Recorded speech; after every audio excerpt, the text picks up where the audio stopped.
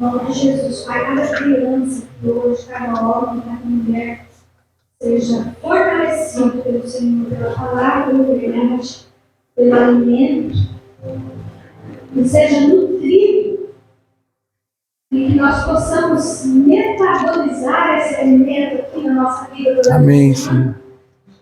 Para que faça bem, em nome de Jesus. Em nome de Jesus, Pai. Te pedimos, Senhor.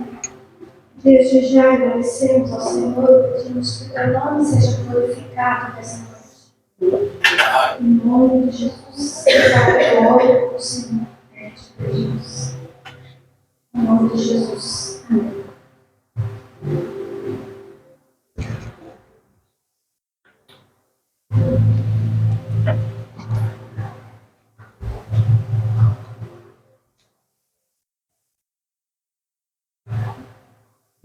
Amém, graça e paz, Deus abençoe a todos os presentes aqui e os presentes distante, online. Que Deus te abençoe e você que um dia poderá ouvir essa nossa reflexão de hoje. Eu quero ser o mais breve possível hoje. Nós temos a ceia e a ceia na Bíblia é conhecida como ceia do Senhor. Às vezes a gente fala assim, vai ter ceia lá na igreja, né? Mas temos que sempre lembrar que a mesa que é posta aqui com os pães, com o vinho, na palavra de Deus é chamada a ceia do Senhor. E a Bíblia diz que Jesus fazia várias ceias, ele sempre tinha o hábito de ceiar. Mas uma delas, uma das mais importantes, se não a mais importante, que é chamada na Bíblia como a última ceia, ele deu algumas palavras ali que faz com que a gente pare para pensar sobre o que realmente significa a ceia do Senhor. E é o que nós vamos fazer hoje. Uma delas, que nós já sabemos, que Jesus fala, ele disse, façam isso sempre em memória de mim, lembrando de mim. Eu já fui lá na empresa do Júnior e conheci o Júnior em 2016. Já fui lá em Dom Aquino, no cemitério onde o seu irmão está sepultado, e sempre tem algumas lembranças dele, né, Júnior? Você tem um violão que era dele, você tem uma bicicleta que era dele, não é? Lá na sua empresa tinha uma foto dele. Então, aquilo ali sempre traz a memória da pessoa que a gente amava. Em relação a Jesus é a mesma coisa. Quando ele fala de fazer a ceia, é trazer a memória, mas não no sentido de que nós, como no caso de você que perdeu um ente querido, você olha a lembrança da sua mãe, né, Marquinhos? Eu lembro, sábado eu fui lá com aquela blusa do meu pai, né? É a blusa que eu dei pro meu pai de presente quando eu estava no exército. Está escrito o nome dele aqui. Eu mandei bordar, Dercílio. Tem gente que fala, você fica usando a blusa do Dercílio? Como é seu nome? É o nome do meu pai. E é uma blusa que eu mandei fazer lá no exército em 89. Aquela blusa tem uns par de anos já. Tanto que eu voltei para pegar, mandei mensagem para você, falei, eu pedi para o Júnior guardar. Aí eu estava subindo a ladeira, eu falei, já estou aqui mesmo, vou voltar. E voltei, porque aquilo lá me traz uma boa lembrança, que é a lembrança do meu pai. Então, essas coisas que fazem a gente recordar o passado e lembrar de pessoas que partiram, que nos deixaram. Mas a ceia do Senhor é para lembrarmos de que Jesus veio, nasceu, morreu e ao terceiro dia ele ressuscitou. Então ele não é uma comemoração de alguém que morreu e não vamos mais vê-lo. Pelo contrário, é a comemoração, é a celebração de alguém que se entregou por amor a nós. Alguém que deu a vida por nós e que está vivo. E que ele mesmo diz que todos que creem nele viverão como ele vive. Como ele ressuscitou, todos nós ressuscitaremos. A palavra do Senhor diz, Marquinhos, que Jesus é o primogênito dentre os mortos. O que é o primogênito? O primeiro que ressuscitou. Porque todos nós que cremos em Jesus, se morrermos um dia, ressuscitaremos, diz as Escrituras. Muito bem. E pensando nisso, sobre a ceia do Senhor, alguém sabe onde está escrito sobre a ceia do Senhor? O apóstolo Paulo faz esse ensino sobre a ceia. Alguém sabe onde está escrito? A Valdirene já deu. Não, isso aí é Jesus. Isso, a última ceia, deixa aí. Em Mateus 26. Mas o apóstolo Paulo, quando ele vai ministrar a ceia na igreja de Corinto, já dei a dica aí, né? Coríntios Coríntios o quê? Quem lembra? Vamos ver quem sabe onde está escrito. Coríntios, é 1 Coríntios ou 2 Coríntios? Hã? Quem lembra? Abra, antigamente a gente fala assim, abra sua Bíblia, você escutava esse barulho aqui, Júlio, ó, de folha. Hoje fala, abra sua Bíblia, você escuta, que a maioria hoje usa o aplicativo, né, celular, tá ali pertinho. Então a gente, quando não tá no silencioso, né, você escuta o barulho da tecla. Mas quando tá no silencioso a gente não escuta nada. Quem lembra onde está escrito sobre a ceia do Senhor na Bíblia? Hã? 1 Coríntios, não é 2 Coríntios, Val? Hã? Não sei. Olha aí. Eu estava no 2 Coríntios, é 1 Coríntios. 11. Hã? É no capítulo 11, no meio do capítulo 11. Está lá escrito instrução quanto à celebração da ceia do Senhor. E isso, a partir do versículo 17, olha lá, ceia do Senhor. Oi, esse microfone está cortando, eu vou trocar aqui. Fui. Alô, som, isso. Deixa eu dar um pouquinho de agudo aqui, que eu corto o agudo das meninas, que elas já têm a voz bem aguda aí, a minha fica mais aberta. Então, o apóstolo Paulo vai falar sobre a ceia do Senhor porque ele dá continuidade. O apóstolo Paulo não ceiou com Jesus, ele não conviveu com Jesus, mas ele vai dizer aqui que ele recebeu de Jesus essa instrução. Quem evangelizou Paulo? Quem foi que pregou para Paulo? O próprio Jesus, né? Porque a Bíblia diz que lá em Atos ele estava perseguindo a igreja e de repente ele caiu, uma luz forte apareceu e disse para ele, Saulo, Saulo, que era o nome dele, que vem de Saul, né? Saulo, por que tu me persegues? Aí ele no chão, prostrado, disse, quem és tu, Senhor? E Jesus fala, eu sou Jesus a quem tu persegues. E Paulo não estava perseguindo Jesus. Paulo estava perseguindo quem? A igreja, os cristãos daquela época. Eu sempre gosto de lembrar disso na ceia do Senhor e na experiência de Paulo, porque, Marquinhos, é ali que eu me escondo. Quando eu estou sofrendo perseguição no trabalho, em algum ambiente assim que estão tentando falar algo de mim, cobrar ou tirar sarro, a Val fez mágica, que assumiu a ceia. Na ceia está lá, vai vir já. Vocês viram, deu errado.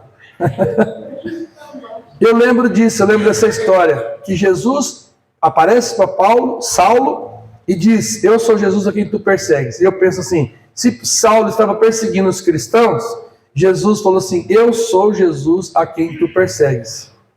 E eu entendo que quem persegue os cristãos está perseguindo a igreja de Jesus. E quem persegue a igreja de Jesus está perseguindo o próprio Jesus.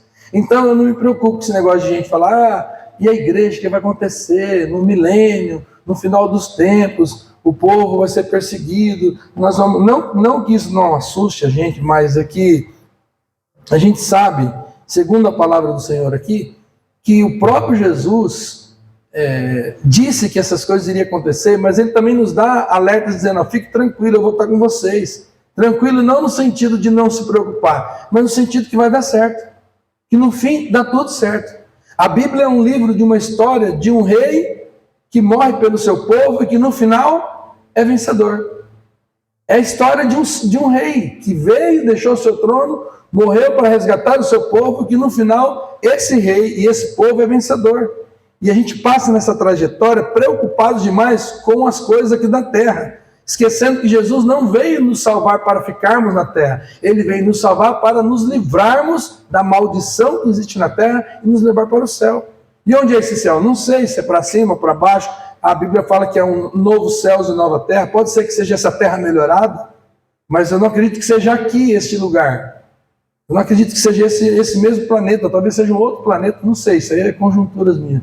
Mas eu deposito a minha confiança de que se alguém está perseguindo a igreja de Jesus, o próprio Jesus intervém, então eu falo, Senhor, eu estou sendo perseguido. Agora, há uma diferença entre ser perseguido por estar fazendo a vontade do Pai ou estar sendo perseguido por não fazer a vontade do Pai. Por exemplo, por você não estar vivendo o Evangelho. E tem gente que fala assim, eu estou passando uma luta lá no meu trabalho, por quê? Porque só porque eu estou falando de Jesus, tá? Mas lá no seu trabalho você não ganha para falar de Jesus, você ganha para trabalhar. E às vezes a pessoa fica no horário de serviço, querendo pregar para os outros, falar de Bíblia, falar de Deus, e aí cai no descrédito, porque o patrão fala assim, você não está aqui para ficar pregando evangelho, você está aqui para trabalhar. E aí cai numa contradição e num mau testemunho, porque qual é o testemunho? O testemunho é você, segundo as Escrituras, trabalhar direitinho, no horário certo, servir o seu patrão como se fosse trabalhando para Deus. E as pessoas não entendem isso, não leem isso nas Escrituras. Paulo vai falar sobre isso. Eu despertei para isso quando eu já contei para vocês que eu tive que pedir perdão para o meu patrão, porque eu aprendi lá nas Escrituras que eu tinha que trabalhar para o meu chefe como se eu estivesse trabalhando para Deus, prestar contas para ele. Chegar e perguntar, posso sair mais cedo? Ou eu não vim trabalhar ontem, vai descontar meu salário? Ou sei lá, eu tenho que prestar e fazer o serviço o melhor possível. Não porque eu queria me aparecer, mas porque eu tinha que fazer aquilo como se fosse para Deus. Se eu vou fazer para Deus, eu tenho que fazer o meu melhor. Quando eu aprendi isso, eu falei, puxa, aí a pessoa começa a ser um mau funcionário, chegar atrasado, e o patrão pega no pé e chega aqui, eu queria oração lá pelo meu serviço, porque está tão difícil lá, estão me perseguindo, só porque eu sou crente. Não é porque você é crente, é porque você é um mau exemplo. É porque você é um crente que não cumpre com as suas obrigações. A gente conversa sobre isso, né, Júnior? Muito. Marquinhos, no mercado de trabalho, deve ter visto isso muito. Como que tem crente sem vergonha que compra e não paga? Que chega e fala, Marquinhos, precisa de um serviço seu aqui e tal. Aí você vai lá e faz. Aí falou, só que é o seguinte, Marquinhos, não tem como te pagar agora. Só que ele não falou antes de você fazer o serviço. Ele falou depois que você fez o serviço. Aí você fala, puxa, tá bom, né? Já fiz o serviço. Tá, eu vim aqui te pagar, tá? Aí o cara some. Aí você tem que estar orando, Senhor, traz o varão para me pagar. É mau testemunho. E tá assim, ó. Tá assim de cristão, dando esse mau testemunho. E perseguido por fazer a vontade do Pai é quando você está vivendo uma vida de temor, de santidade, comunhão, e mesmo assim estão tentando complicar a sua vida, perseguindo você, ou querendo que você não testemunhe de Jesus nas suas atitudes, na sua fala muitas vezes, e outras coisas mais. Mas eu quero falar com você aqui sobre a vontade, fazer a vontade do Pai. Aqui em Coríntios, 1 Coríntios, quando Paulo vai dar a instrução à igreja de Coríntios, diz assim, no verso 17: Nisto, porém, que vos prescrevo, não vos louvo, vou ler aqui, não vos louvo porquanto vos ajuntais, não para melhor, senão para pior. Olha esse versículo. Paulo vai dar a instrução da ceia e começa chamando a atenção. Ele fala, vocês estão se reunindo? Nisto, porém, que eu ali diz, dizer-vos, não vos louvo, tipo, vocês não têm moral nisso não tem nada de bom para falar. Porquanto vocês se ajuntam, não para melhor, senão para pior. Vocês estão se ajuntando para coisas piores na vida de vocês. Quando vocês se ajuntam, é muita confusão, muita intriga, muito problema, muita falação, muita fofoca, muita mentira. Era o que acontecia na igreja de Coríntios, totalmente diferente da nossa, né? Igreja só muda endereço, Marquinhos. Tem gente que fala assim, eu não quero mais ficar nessa igreja, vou para outra. Vai para outra para você ver. Lá tem gente. E onde tem gente, tem problema. Tem fofoca, tem mentira. A questão é como resolver essas coisas. Você não vai encontrar uma igreja... Eu sempre dizia assim, Júnior, para as pessoas, você está atrás de uma igreja perfeita, não entre. Você não vai encontrar, mas se você encontrar um dia uma igreja perfeita, não entre nela. Mas por quê? Porque você vai estragar a igreja, ela é perfeita. Você é imperfeito. Você entrou lá e estragou a igreja. Ela não existe. Ela vai existir um dia quando Jesus, esse Jesus da ceia que nós vamos estar falando, vier buscar a sua noiva e levá-la para a glória. Aí aquela igreja será perfeita, sem mácula, sem ruga. Uma igreja resgatada, uma igreja restaurada. Um povo transformado. Mas até lá, o que nós temos que fazer, Isaac? Tentar trazer o céu para a terra. Tem gente que quer morar no céu, querendo fugir da terra. Mas nós, Val, os cristãos que aqui estão na terra, somos chamados a trazer o céu para a terra. Eu tenho que fazer da minha casa um ambiente parecido com o céu. Só que o que a gente está vendo hoje, igrejas, famílias, casas, um ambiente parecido com o inferno. É mentira, é confusão, é intriga, é maledicência, é reclamação, murmuração. Difícil chegar num lar onde está todo mundo ali passando lutas, dificuldades, muitos problemas, mas feliz dizendo, até aqui o Senhor tem nos ajudado. Poxa vida, se você olhar para a nossa vida, olha para trás, você tem muito mais do que você precisa. Você tem mais coisas do que você precisa, roupa, comida, casa. Todas as vezes que eu acordo pela manhã na minha cama, que eu ajoelho e falo, Senhor, que glorificado seja teu nome por essa cama. Por quê? Porque é uma cama boa de dormir. Eu acordei numa cama boa. Eu já dormi, quem já dormiu em cama ruim sabe como é ruim. Eu acordo e falo, Senhor, louvado seja teu nome.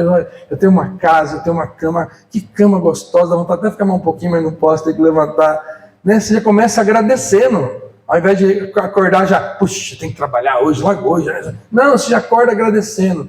Eu já ajoelho ali, já faço meu alongamento na cama mesmo e falo, Senhor, olha, eu olho do lado dessa pastora está ali, às vezes ela já levantou para fazer o café, eu começo a agradecer, vem na minha mente algumas pessoas, às vezes eu sonhei com alguém, eu já coloco diante de Deus, Senhor, eu não sei o que está acontecendo, sonhei com fulano, ciclano, você está passando por um problema, ajuda ele lá, mas eu quero te agradecer, porque olha que cama maravilhosa, olha que casa abençoada, Senhor, eu estou indo para o meu trabalho, estou com saúde, graças ao Senhor, e já vou levantando fazendo isso. Por quê? Porque eu sei que se deixar a minha carne, a minha vontade, às vezes, ao invés de agradecer, começa a reclamar. Nossa, mas já passou a hora. Meu Deus do céu, tem que trabalhar nesse frio. Nossa, esse dia que fez frio aí, eu falei, Senhor, como o Senhor é bom. Olha, edredom, cobertor, tudo fechadinho. E parar para pensar, Senhor, tem pessoas na rua, às vezes, que não tem lugar para dormir. Eu não sei qual é a razão, mas eu sei que eu estou aqui, cuidado pelo Senhor. Eu te agradeço por isso. Então Paulo está dizendo, vocês se juntam para pior. Versículo 18. Porque antes de tudo, eu estou informado a haver divisões entre vós, quando vocês se reúnem na igreja. E eu, em parte, o creio. E falo, eu acredito que isso aconteça. Porque até mesmo importa que haja partidos entre vós, ou divisão entre vós, para que também os aprovados se tornem conhecidos em vosso meio. Ele está falando assim, é preciso ter uma divisãozinha mesmo, no bom sentido. Por quê? Se todo mundo concordar com tudo, se um errar, todo mundo vai errar. Por que é importante ter pessoas que pensam diferente? E é gostoso que nós tenhamos um ambiente onde nem todo mundo pensa igual. Temos que ter nossas diferenças.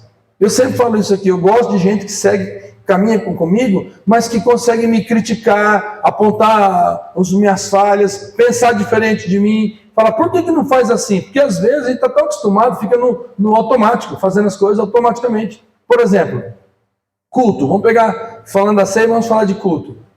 Por que tem que ser sempre desse jeito? Chegar, sentar, tocar 3 músicas, pegar a palavra, pregar e acabou. Por quê? Tem que ser sempre desse jeito. Onde está escrito tem que ser assim. A gente aprendeu, mas pode fazer diferente. Pode chegar um dia e não tocar nada. Só sentar e começar a conversar. Orar, ler a palavra. Ou pode chegar um dia que não vai ter nenhuma pregação, a gente só vai louvar a Deus, cantar. E pode ser que não seja aqui como a gente já fizemos muitas vezes. Pode ser na casa do Marquinhos, na casa do Júnior, na casa de vocês. Pode ser em qualquer lugar. Pode ser que não seja mais domingo, seja no sábado. Ah, mas eu não concordo. Tá bom, mas é pensar diferente, é fazer diferente. Não ficar engessado, não ficar preso a um ritual, porque senão a gente acaba criando mais uma religião, mais um segmento, mais uma cultura de costumes somente. Eu, particularmente, não acredito que Jesus veio fundar uma religião. Essa história de cristianismo foi inventado pelo... qual é o nome do guerreiro lá? Constantino, que tinha um império, ele era imperador, ele viu que o povo cristão cria num Deus, um só Senhor, uma só igreja, uma só palavra, e falou, um só imperador. E se juntou, fingiu lá uma conversão, me converti ao cristianismo, a esses seguidores de Cristo. E dali surgiu essa palavra cristianismo, que até então você não encontra na Bíblia essa palavra, você não encontra Jesus falando, eu vim aqui fundar um novo reino chamado cristianismo, ou eu vim fundar uma igreja chamada luterana, que é a primeira igreja depois da Reforma, que é Martim Lutero, que foi o monge que se revoltou lá na Reforma, falou, por que nós não lemos a Bíblia para todos? Traduz a Bíblia para todos. Aí Lutero sai do meio dos católicos e traduz a Bíblia para o alemão e o povo tem acesso às escrituras. Escreve lá as solas, lá, acho que são 99 solas, que é só Deus e glória, só a palavra, só Jesus, por isso que chama sola, somente. E então, de lá para cá, começaram a seguir a ideia de Lutero e fundaram a igreja luterana. Depois veio a igreja batista, presbiteriana, Assembleia de Deus. E chegou aqui onde nós estamos hoje. Vinde. Por que vinde? Por causa de Mateus 11, 28.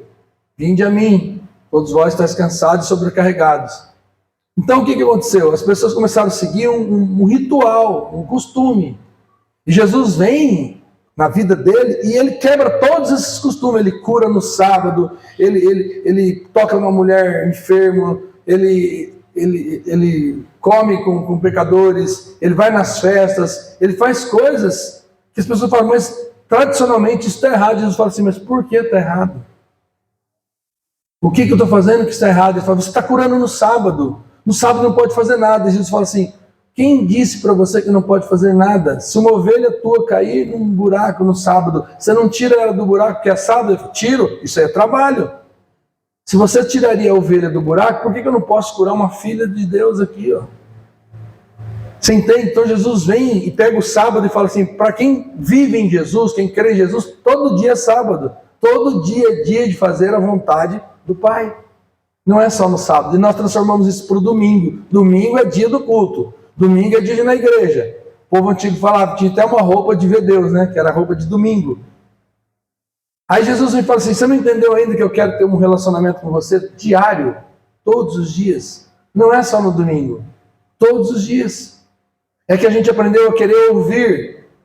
Só ouvir e ouvir. E esquecemos que Jesus quer ter um relacionamento conosco, de conhecer a verdade. Quando ele diz lá, conhecereis a verdade vos libertará. Conhecer a verdade é você se relacionar com a verdade. E quem é a verdade? O próprio Jesus. Eu e você precisamos ter um relacionamento sério com Jesus.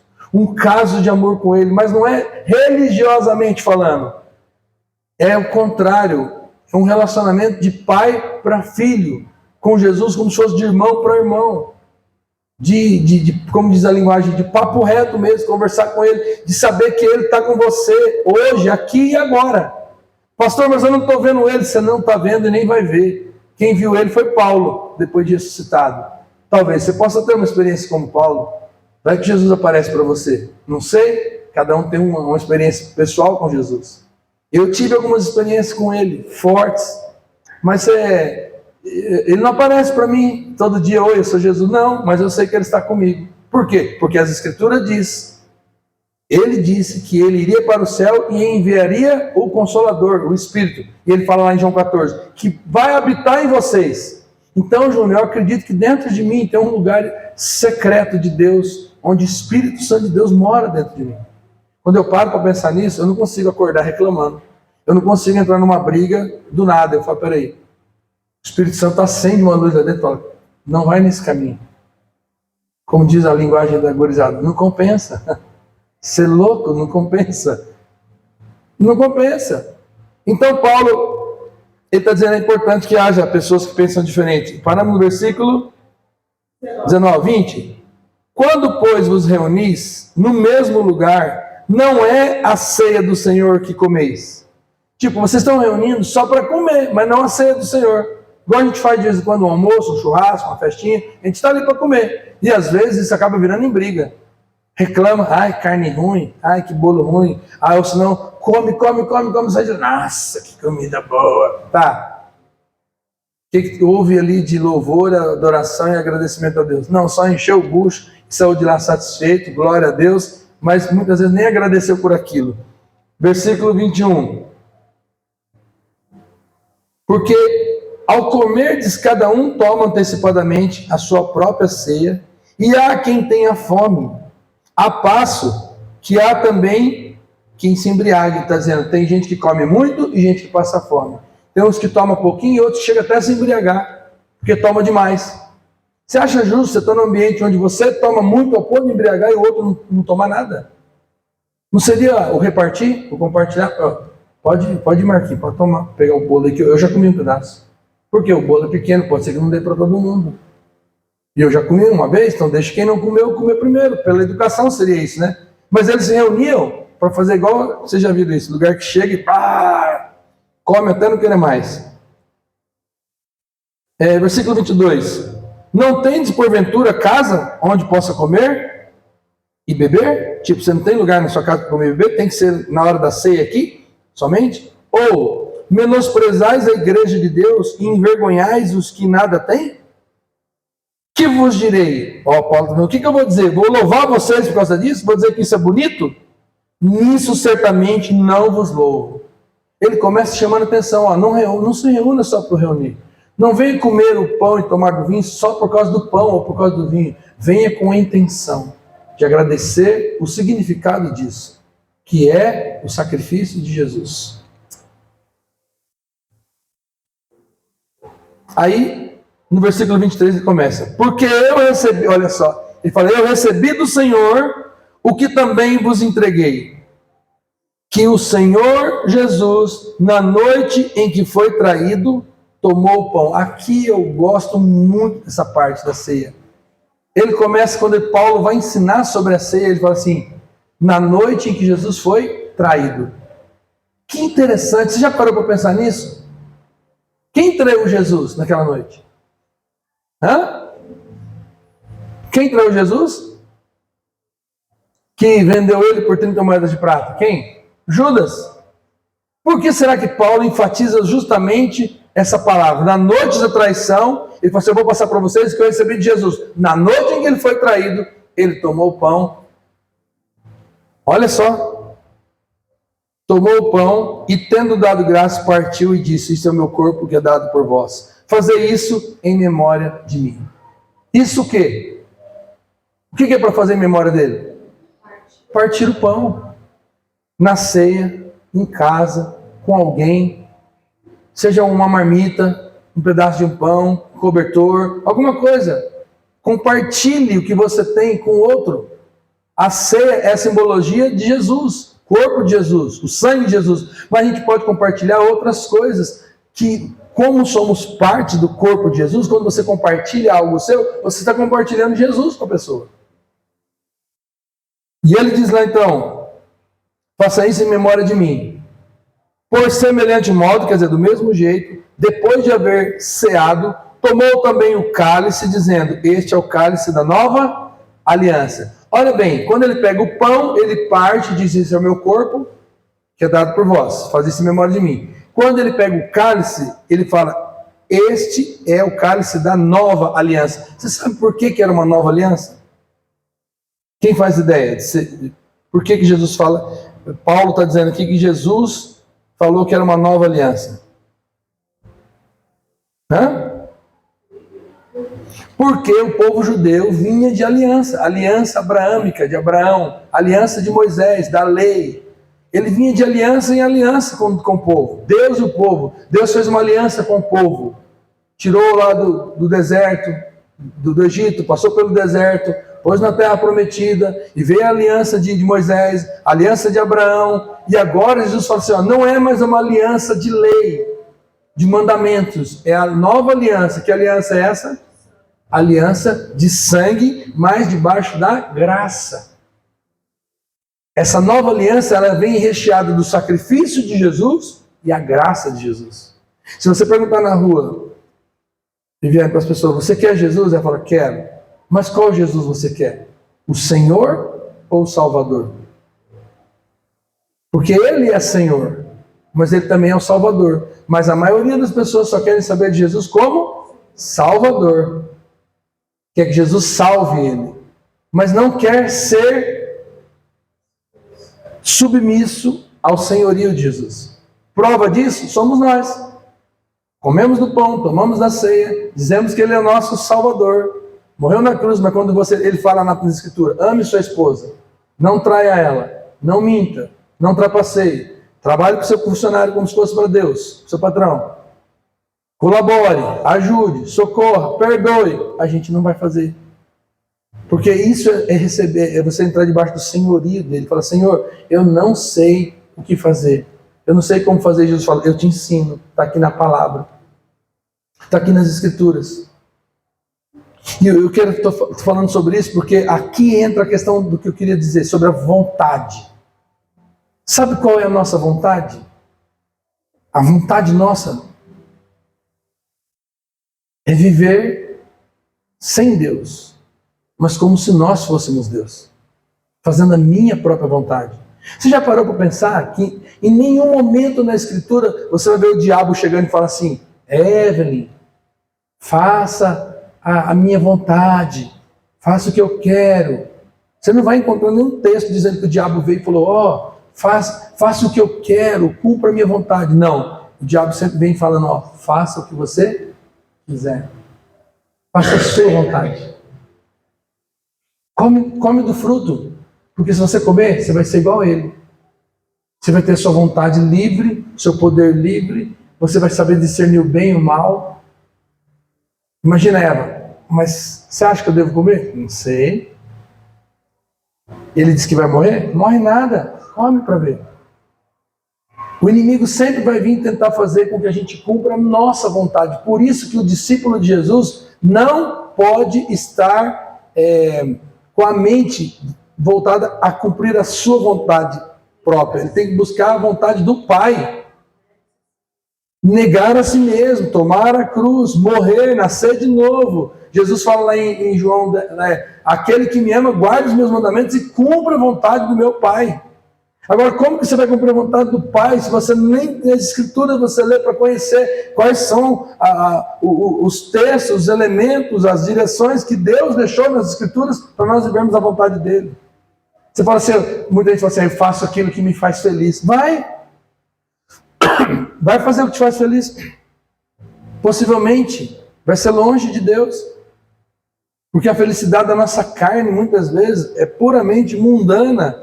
A gente não quer ter vida de oração, a gente não quer jejuar, a gente não quer ler as Escrituras, a gente quer as bem-aventuranças. A gente quer que Deus sustente a nossa vida, nos dê tudo que nós precisamos, e depois a gente fala: obrigado, Senhor, porque o Senhor está me dando tudo que eu quero. E Deus falando: eu não quero só te dar, eu quero que você seja meu. Eu não quero que você queira só minhas mãos, eu quero ter um relacionamento com você. Eu quero viver com você. Eu quero que você viva para mim, porque eu fiz você para mim. Deus fez o ser humano para ele. Quando Deus fez o homem e a mulher e pôs lá no jardim, Deus fez para ele. E o homem decidiu viver sem ele, para fazer a sua própria vontade. Então Jesus, nessa história toda da Bíblia que chega na ceia, Jesus vem e fala assim: eu não vim fazer a minha vontade, mas a vontade do meu Pai. E a vontade do meu Pai é que eu morra, que eu me sacrifique por amor a vocês. E eu já fiz isso e quero que vocês lembrem disso na ceia. Que eu vim para cumprir não a minha vontade, mas a vontade do Pai. Então façam isso também. Quando você estiver participando da ceia, fala: Senhor, eu estou vivendo segundo a minha vontade, mas me ajude a viver a vontade do Senhor. Que a vontade do Senhor é boa, perfeita e agradável, mas eu só experimento ela quando acontece em mim o novo nascimento, que é a metanoia, a mudança de mentalidade, que diz Romanos capítulo 12, versículo 1 e 2: transformai-vos pela renovação da vossa mente, para que possais experimentar qual seja a boa, perfeita e agradável vontade de Deus. E não é fácil, porque, Júnior, tem gente que pensa assim: quando eu me batizar, vai resolver tudo. Não é assim. Acho que foi o próprio Lutero que falou assim: eu pensei que o velho homem tinha morrido no batismo, mas descobri que o desgramado sabe nadar. Por quê? Você congrega, vai para a igreja, batiza e tal, e você acha que nunca mais vai enfrentar problema nenhum. Pelo contrário, todo dia você enfrenta a sua carne, a sua vontade, o seu querer. Todo dia ele tenta se levantar dentro de você: Marcos, faz assim, faz assado. Faz do seu jeito, Júnior. O seu jeito é melhor. Faça do jeito que você quer, Kaori. O seu jeito é melhor. O seu eu fala isso. Porque o que o Espírito Santo fala assim: morra para a sua vontade. E cumpra a vontade do Pai. Aprenda nas Escrituras qual é a vontade do Pai. A vontade do Pai é que a gente se ame, se perdoe, se acerte, se conserte. A vontade do Pai é que a gente viva para Ele. Que a gente acorde e fale: Senhor, qual é o plano do Senhor para a minha vida hoje? Quantos macarrões eu vou fazer hoje? Quantos que eu vou arrecadar hoje, Senhor? Para quem eu vou? Quem é o cliente? Eu vou lá só levar os macarrões ou eu vou também para dar um testemunho do Senhor? Porque afinal de contas é isso. A vida nossa aqui é essa, é fazer a vontade do Pai. Continuando, onde eu parei? 25. Por semelhante modo, depois de haver crido, ele tomou o cálice, dizendo: este é o meu cálice da nova aliança, no meu sangue. Não é mais a aliança de sangue do boi, do cabrito, dos bichinhos que eles matavam. Sempre eles matavam, sacrificavam os animaizinhos. Jesus fala: agora é o meu sangue. Você imagina, Marquinho? Até esse dia, os discípulos acompanhavam Jesus e viam o povo matando e sacrificando os animais. De repente Jesus fala: não é mais daqueles animais, é o meu sangue. Por que era o sangue de Jesus? Porque João Batista tinha vindo antes, que é o primo de Jesus, e profetizado: eis o Cordeiro de Deus que tira o pecado do mundo. Na igreja romana, toda missa eles falam: eis o Cordeiro de Deus que tira. Só que a maioria ainda não entendeu aquilo. E se entendesse, não faria como fazem ainda hoje. O Cordeiro de Deus que tira o pecado do mundo não é a mãe de Jesus, não é o primo de Jesus, é só Jesus, é só Ele é Salvador. Ele é o Cordeiro que tira o pecado do mundo. Ele disse aqui: a minha aliança, o meu sangue. Porque Ele é esse Cordeiro, que eu e você não precisamos mais sacrificar, porque Ele foi sacrificado por todos. Veja lá: nova aliança no meu sangue. Fazei isso todas as vezes que beberdes em memória de mim. Porque todas as vezes que comer o pão, beberdes o cálice, anunciai a morte do Senhor até que Ele... Todas as vezes que nós fazemos isso, comermos do pão, tomarmos a ceia, nós estamos anunciando que Jesus veio, morreu e vai voltar. Agora presta atenção: Ele já veio? Ele já veio? Veio mesmo? Que prova que você tem que Ele veio? Que prova que você tem que Jesus já veio? Você sabia que está na história? Jesus está na história. Ele não é um conto. Ele é um homem que viveu. Existe mais provas da existência de Jesus do que de muitos homens da história que nós estudamos. E é tão sério isso que ele mudou até a contagem do calendário. Nós estamos no ano de 2025, depois de Cristo. Se ele não existiu de verdade, por que ele mudou? Até o nascimento dele mudou a contagem do tempo. Ele existiu como homem. Agora, se ele era o filho de Deus ou não, vai na esfera privada de quem crê no que tem no relato da Bíblia do que aconteceu. Então, Jesus, ele mudou a história, mudou o tempo.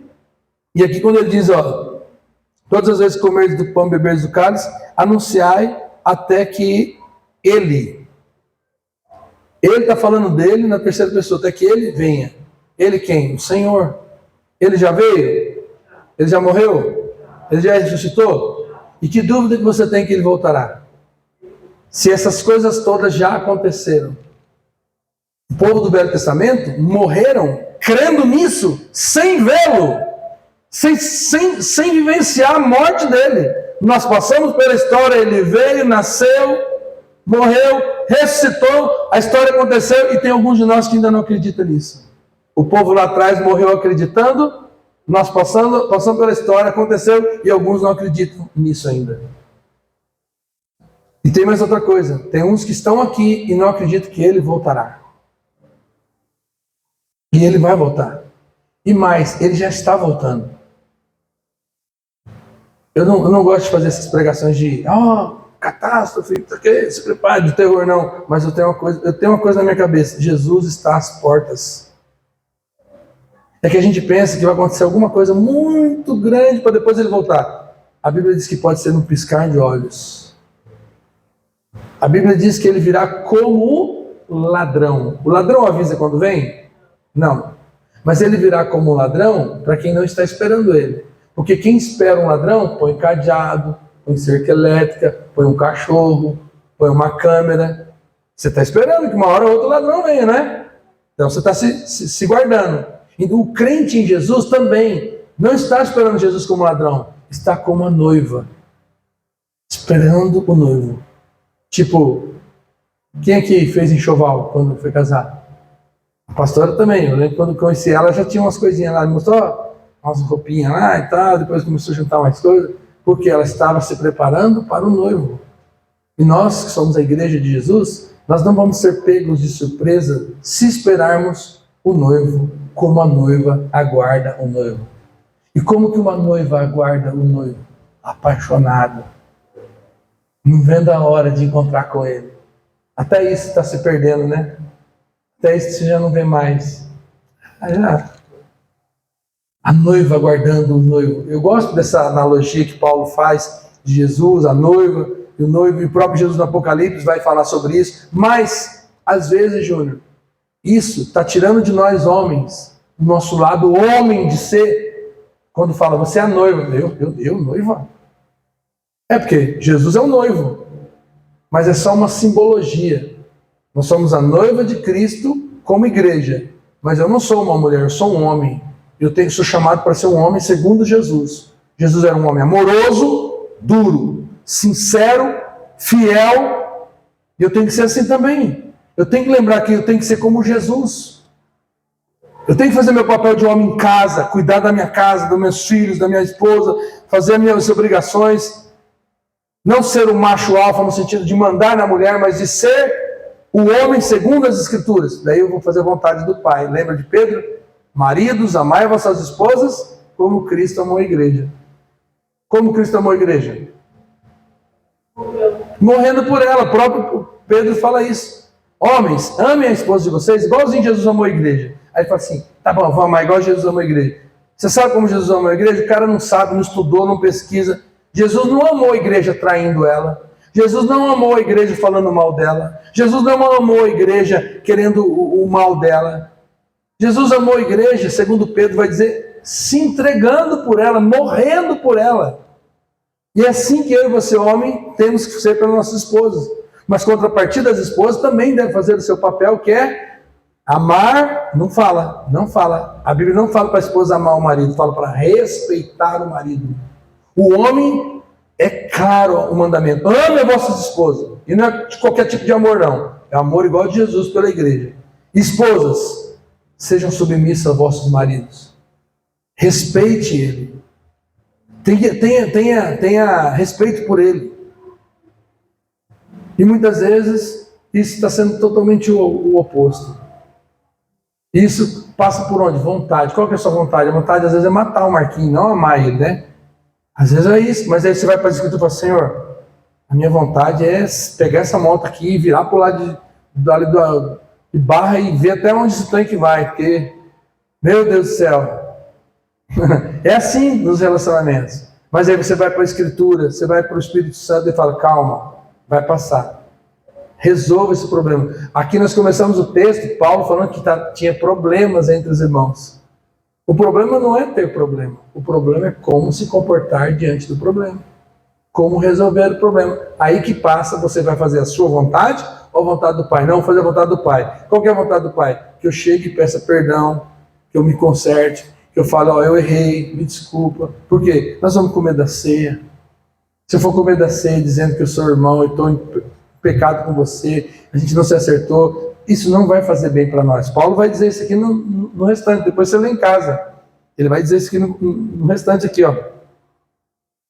Eu vou ler rapidamente, só para nós terminarmos.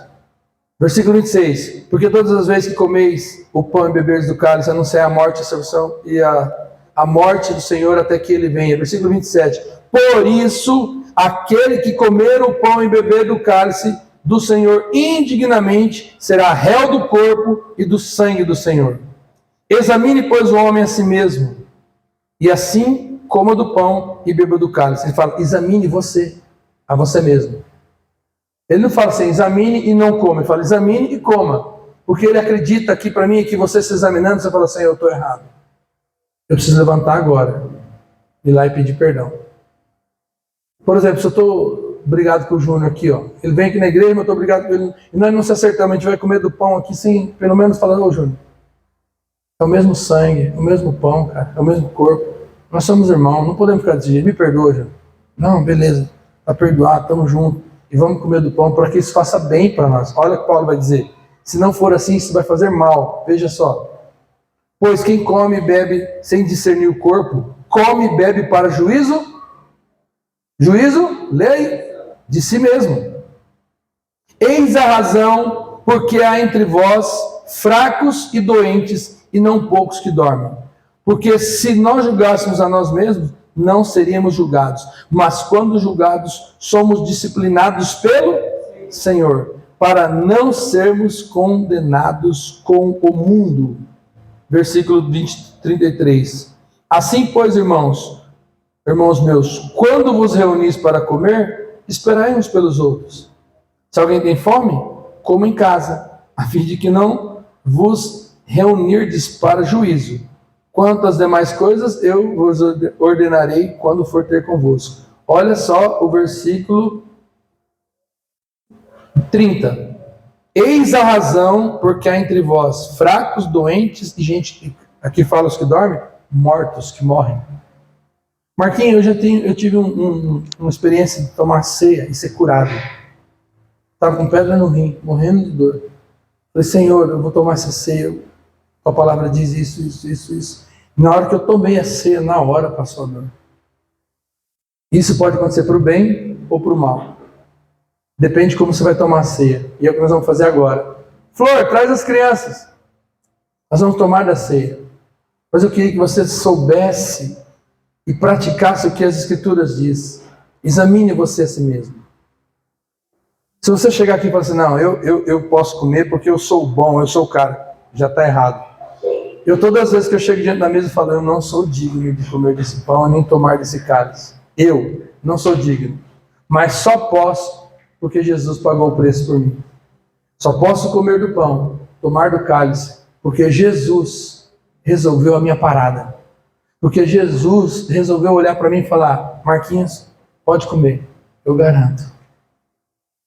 E você olha para ele e fala, Senhor, obrigado. Se não fosse o Senhor, isso aqui iria fazer mal para mim. E por causa do Senhor, e por causa do perdão, por causa do sangue derramado, do seu corpo na cruz, hoje eu posso comer do pão, tomar do cálice e anunciar isso para outras pessoas. É por isso que nós tomamos a ceia. A ceia é a comunhão. A ceia é para dizer, não tem outro sangue derramado na cruz, é só o de Jesus. Não tem outro corpo, é só o de Jesus. Foi por você e foi por mim. Então nós somos o quê? Uma família, nós somos irmãos. Temos diferenças? Temos. Mas é o mesmo Jesus que morreu por mim e por você. E ele fez isso para cumprir a vontade do Pai. Você quer fazer a sua vontade ou a vontade de Deus?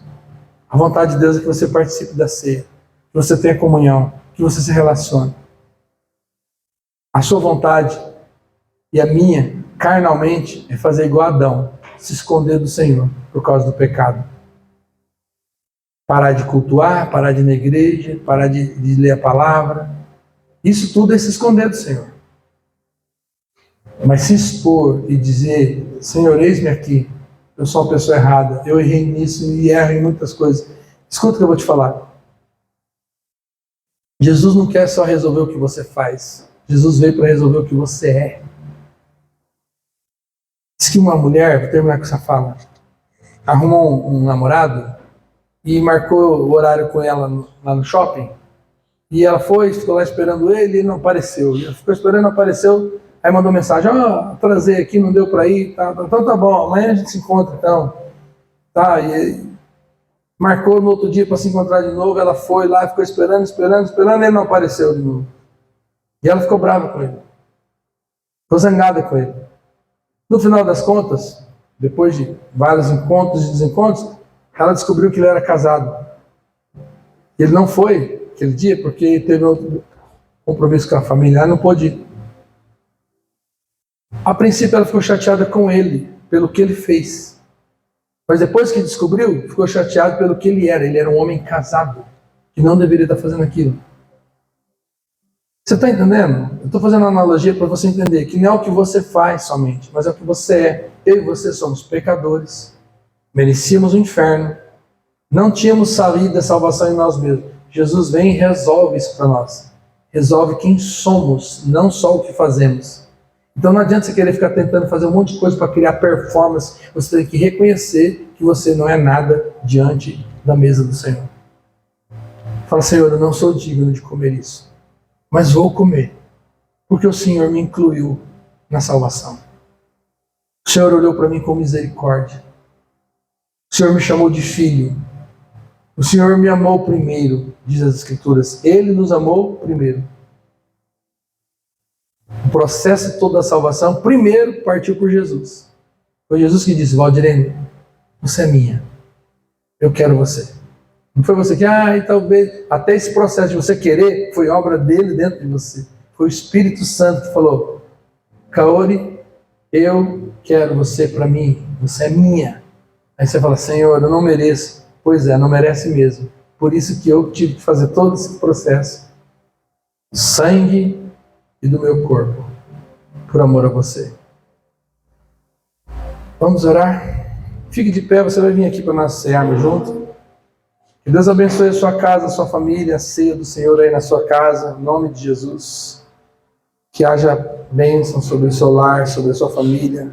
Todos que estão conosco aqui, meu irmão lá em Santa Catarina, Turu, minha tia, tia Lourdes, minha irmã, meu primo Gerry, minha mãe, Dona Conchita, o Heitor, os irmãos que estão online conosco, graça e paz, que vocês possam ceiar sempre na igreja de vocês, ou aí com vocês agora, em nome de Jesus, lembrando que Jesus pagou o preço por nós, e por isso que nós podemos, pega aí, Val,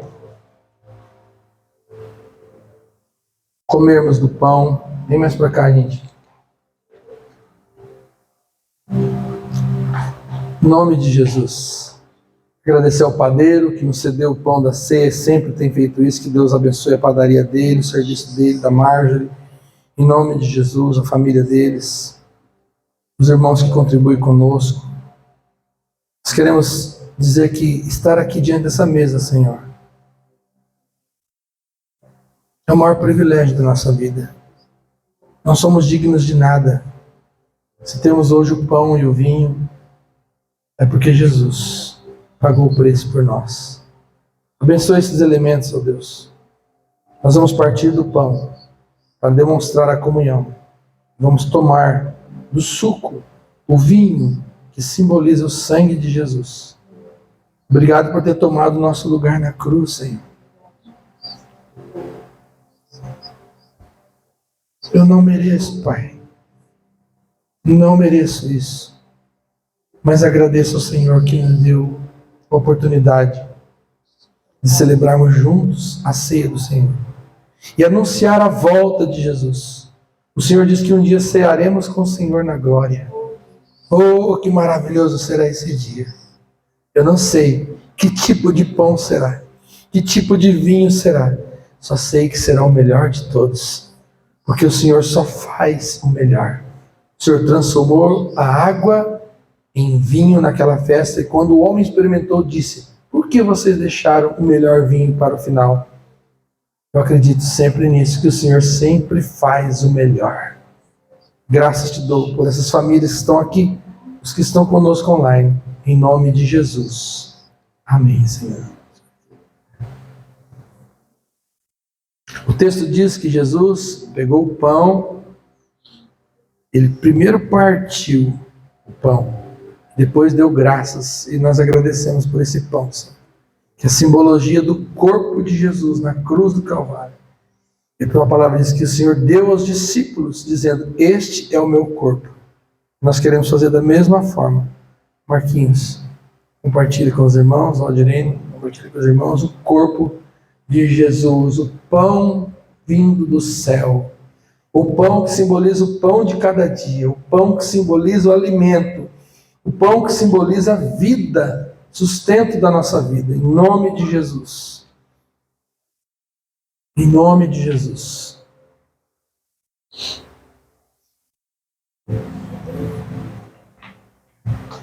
A ceia sempre deve ser feita assim, alguém servindo você, que é o sinal de que você também precisa ser servido e também tem o privilégio de servir.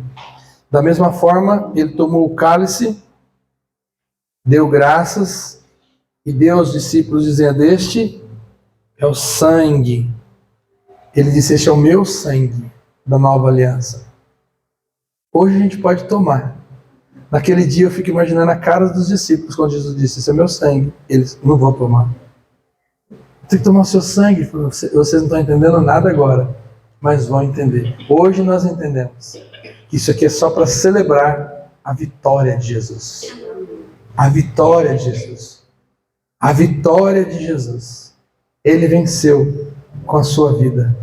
Em nome de Jesus. Ele deu graças.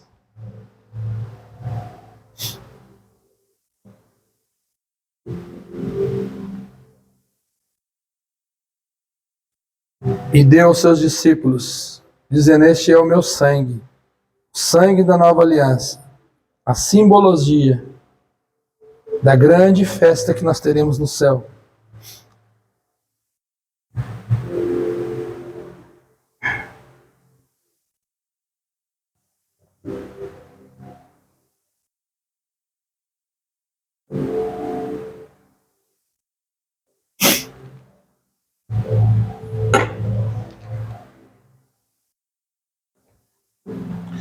Antes de você tomar do vinho, é importante a gente celebrar a comunhão. O que é a comunhão? É quando você reparte do vinho, do pão, dizendo para a pessoa: eu posso comer esse ou comer o que está na sua mão, é a mesma coisa. Por quê? Porque é o mesmo corpo, é o mesmo sangue de Jesus. Vamos fazer isso? Compartilhe com alguém seu vinho, seu pão. O que você escolheu, na verdade, você escolheu para o outro também.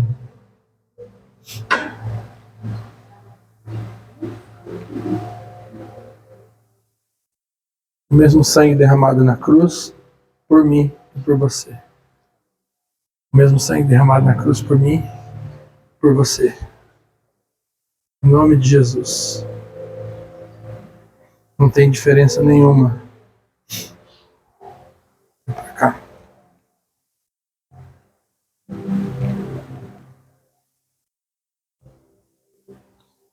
Graça e paz aos irmãos de casa. Recebam a bênção do Senhor. Que sempre tenha uma ceia agradável na sua casa, no almoço, na janta, na igreja. E nós estamos despedindo de vocês, em nome de Jesus, que Deus abençoe a sua casa, a sua família, em nome de Jesus. Encerra lá para mim, por favor.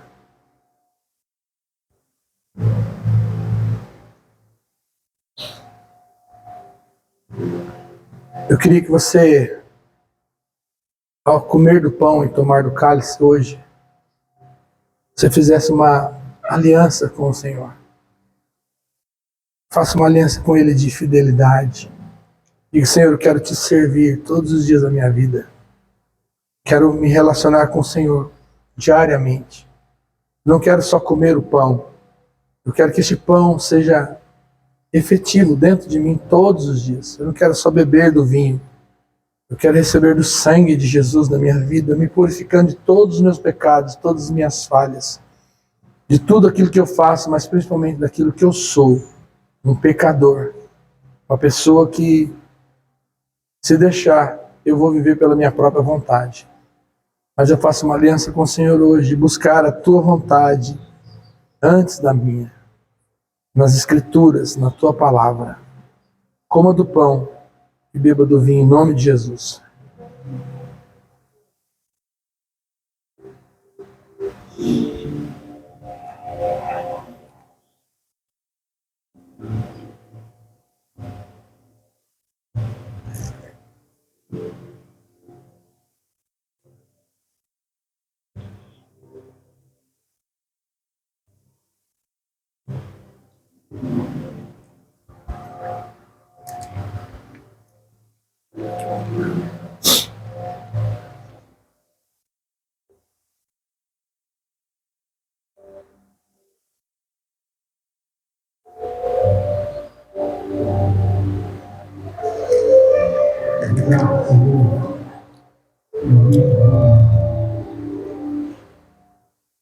Senhor, obrigado pela nossa família, pela nossa casa.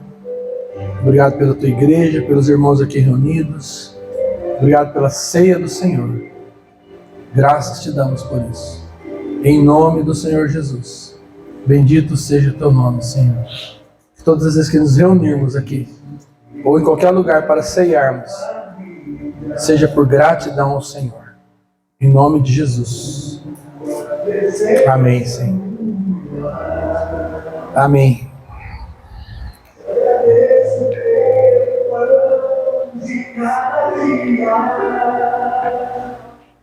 O Senhor